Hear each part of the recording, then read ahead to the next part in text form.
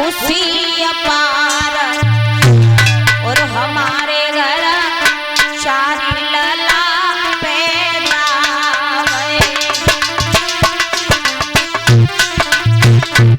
जी बालक काहे को सोए रहे या जग रहे उठा के बैठाओ ना नींद पूरी कर रहा है ना पंडाल भाई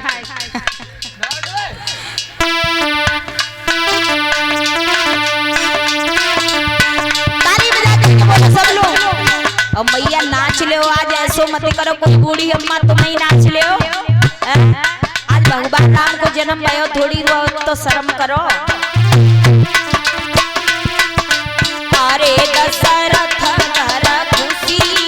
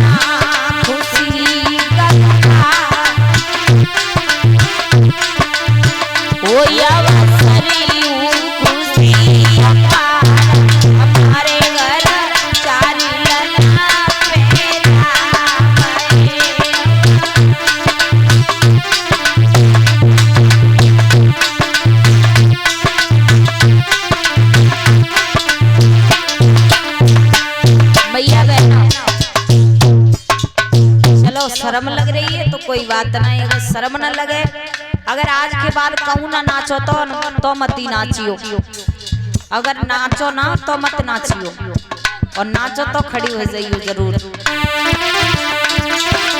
अरे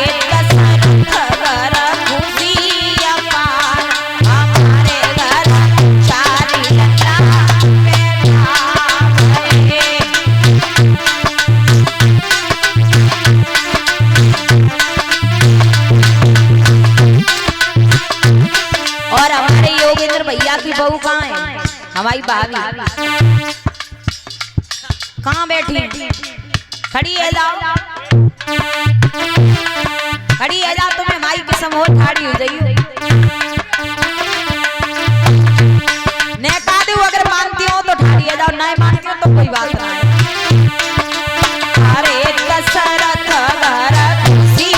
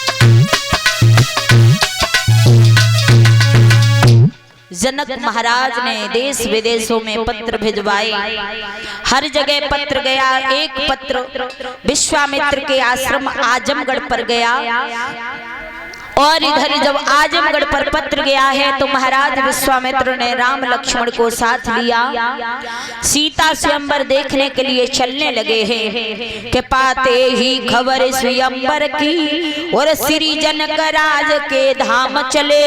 क्वार की शुक्ला द्वादश को गुर के संग में श्री राम चले।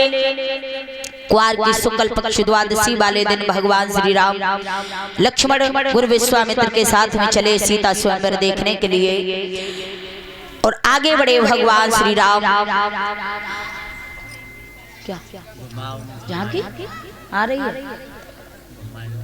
हाँ, घुमा के लाई, और तब तक आरती घुमा दीजिए। आप आरती घुमा दो तब तक। श्री सुखदेव जी कहते हैं कि हे उत्तरानंद परीक्षित महाराज, हर जगह पत्र गए, लेकिन अब आ जाए। महाराज जनक ने हर जगह पत्र भिजवाए, पर कोई भी पत्र महाराज अयोध्यापुरी में महाराज दशरथ के यहाँ पर क्यों नहीं भिजवाया?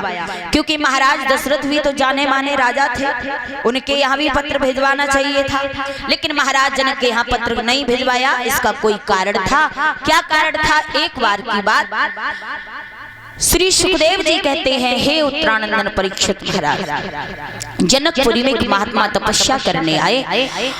तपस्या कर रहे थे, जल का कमंडल पास में रखा था। एक पतिव्रता स्त्री, पति बीमार था, अपने पति को कंधों पर रख कर के ले जा रही थी। रात्रि का वक्त था, तो उस पत्नी का धोखे से पैर बाबा जी के कमंडल में लग गया। कमंडल का जल फैल गया, जल के छींटे बाबा जी के ऊपर गए। बाबा जी की आंखें खुल गई, एकदम से क्रोध में आ गए। महात्मा जी ने कहा, तू इतनी अंधी हो चुकी, तुझे दिखाता नहीं है? तूने एक महात्मा का ध्यान खंडित करवा दिया, मेरा जल फैला दिया। जा, मैं तुझे श्राप देता हूँ कि तू सुबह सूर्य निकलते ही तेरे पति की मौत हो जाएगी। जैसे ही उस पत्नी ने श्राप सुना, कहने लगी, बाबा जी मुझसे भूल हो गई, आप इतना बड़ा श्राप मुझे क्यों दे रहे हो? अरे आप अपना श्राप वापस कर लो। महात्मा जी ने कहा, बिल्कुल नहीं, ये श्राप तो तुझे लग कर के ही रहेगा। तूने मेरा जल फैला दिया, मेरे साथ बहुत बुरा किया है। उस पत्नी ने कहा है, महात्मा जी अगर आप सच्चे संत हो तो मैं भी सच्ची सती हूँ, सच्ची पतिव्रता स्त्री हूँ। तो जाओ, आप कह रहे हो कि सुबह सूर्य निकलते ही तेरे पति की मौत हो जाएगी, तो मैं भी अगर सच्ची सती हूँ तो प्रतिज्ञा कर रही हूँ कि सुबह सूर्य निकल के ही दिखाए, और मेरे पति की मौत हो कहाँ से जाएगी जब सूर्य ही नहीं निकलेगा। इतना जब कहा, एक दिन नहीं, 2 दिन नहीं, कई दिन व्यतीत हो गए, सूर्य देव नहीं निकले। हाहाकार मच गया। संत महात्माओं की भीड़ इकट्ठी होने लगी, संत महात्माओं आने लगे महाराज जी के पास में। अब कोई कुछ सोच रहा है, क्या किया जाए, सूर्य देव कैसे निकले, कैसे इसके पति की जान बचे।